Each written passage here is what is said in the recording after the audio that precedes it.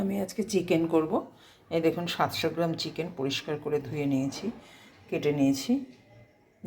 দুটো আড়াইটা মতো আলু, বড় আলু নিয়েছি, ধনে পাতা নিয়েছি, পেঁয়াজ কুচি। আর এখানে 700 গ্রাম মাংসের জন্য আমি 6টা কাঁচা লঙ্কা নিয়েছি, কারণ কাঁচা লঙ্কাগুলো বেশ ঝাল আছে। আর নিয়েছি 3টে মতো পেঁয়াজ, 3টে পেঁয়াজ ছোটো ছোটো, আদার টুকরো নিয়েছি, টমেটো নিয়েছি, একটু কাঁচা হলুদ নিয়েছি, মাংসতে কষে দেবো। গুঁড়ো হলুদের থেকে এটা ভালো শরীরের পক্ষে। আর নিয়েছি কয়েক কোয়া রসুন। এটা আমি পুরো পেস্ট করে এখন আমি সর্ষের তেল দিয়ে মাংসের সঙ্গে মাখিয়ে রাখবো। দেখুন মশলাগুলো ঘষে নিয়েছি সব, পেঁয়াজ, আদা, কাঁচা লঙ্কা দিয়ে দেব।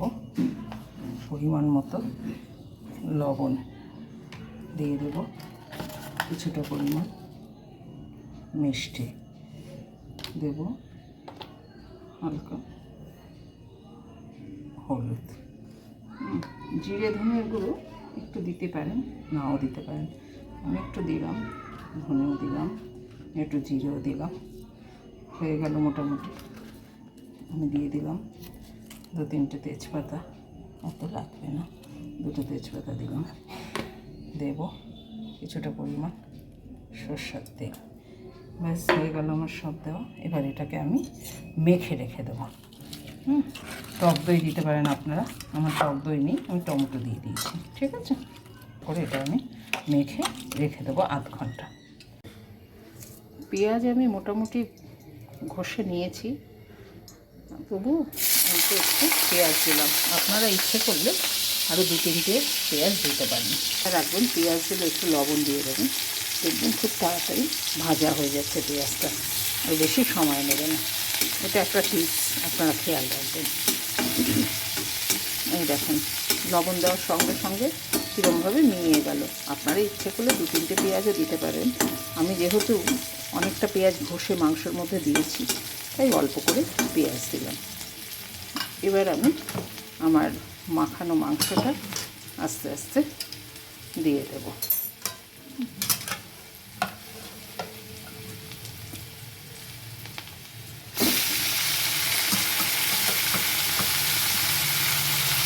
এইভাবে পুরো মাংসটা দিয়ে নেব। কাঁচা লঙ্কার তরকারি, শুকনো লঙ্কাও দিই না, সেই জন্য দেখবেন মাংসটা একটু সাদা সাদা হবে। আলু এখানে ভেজে রেখেছি, আলুটা পরে দিয়ে দেব। এদিকে এটা কষানো হোক, এদিকে গরম জল আমি যে বাটিটায় মাংস মেখেছিলাম সেটাতেই বসিয়ে দেবো। গরম জলটা দিয়ে দিলাম। আলুটা বেশি ভাজিনি, হালকাই ভেজেছিলাম, তো কষানোর সঙ্গে আলুটা দিয়ে দিলাম। তাহলে কী হবে, তাড়াতাড়ি আলুটা সেদ্ধ হয়ে যাবে। যখন দেখবো কড়াইতে লেগে লেগে আসছে, তখন এদিকে বাটিতে বসানো গরম জল ঢেলে দেবো। দেখুন মশলায় তেল উঠে গেছে, লেগে লেগেও আসছে। এবার আমি জলটা, যে গরম জলটা দিয়ে দেবো, দিয়ে ঢেকে দেবো। এখন জল দিলাম, এবার ঢেকে দেব। কারণ আমার চিকেনটা একটু বাসন্তী কালারের হয়, এই কারণে যে আমি কাঁচা লঙ্কা দিয়ে রান্না করি এবং কাঁচা হলুদ দিই, সেই জন্য। এবার ঢেকে দেব। গেল।